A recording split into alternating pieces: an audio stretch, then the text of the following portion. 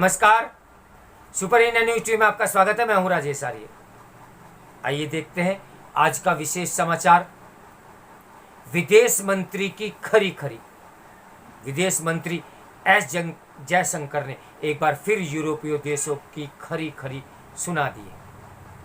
दिल्ली में आयोजित रायसीना डायलॉग कार्यक्रम में उन्होंने दो टूक कहा कि अब समय आ गया है कि दुनिया भारत को समझे और उसी के हिसाब से रिश्ता और व्यवहार बनाए, क्योंकि अब हम अपनी शर्तों पर अन्य देशों से रिश्ते बनाएंगे।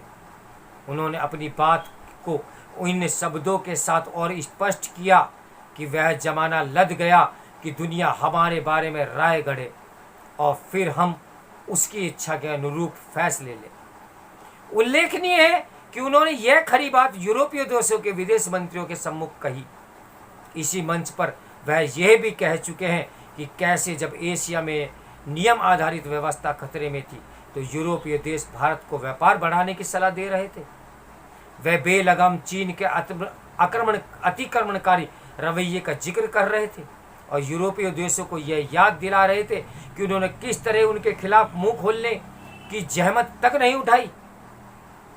अफगानिस्तान में जो कुछ हुआ उसे लेकर भी उन्होंने अमेरिका और यूरोपीय देशों को आईना दिखाया।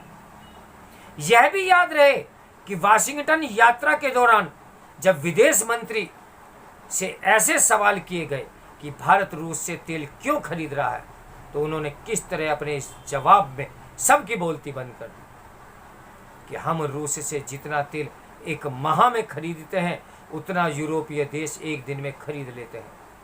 क्या यह हास्यास्पद नहीं कि जो यूरोपीय देश यूक्रेन पर हमले के बीच रूस से तेल और गैस खरीदने में लगे हुए हैं, वे भारत से यह अपेक्षा रखते हैं कि वह ऐसा न करें।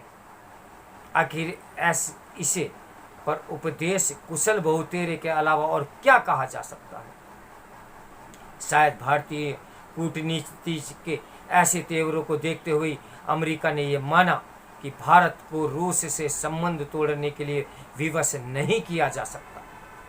इसके बाद दिल्ली आए ब्रिटिश प्रधानमंत्री ने भी भारत और रूस के संबंधों को लेकर कुछ न कहना ही बेहतर समझा। भारत को अपने ये तीखे तेवर बरकरार रखने होंगे, क्योंकि अमेरिका और यूरोपीय देशों की वह आदत आसानी से छूटने वाली नहीं है जिसके तहत वे अन्य देशों को नसीहत देना अपना फर्ज समझते हैं। इसकी अनदेखी नहीं की जा सकती कि अमेरिका किस तरह मानवाधिकारों को लेकर भारत को घेरने की कोशिश कर रहा है। हालांकि जयशंकर यह कहकर अपने इरादे साफ कर चुके हैं कि मानवाधिकारों के मामले में भारत की भी अमेरिका पर नज़र है, लेकिन इस मोर्चे पर आगे भी शक्ति दिखाने की जरूरत पड़ेगी। वास्तव में तभी अमेरिका और यूरोप अपना रवैया बदलेंगे।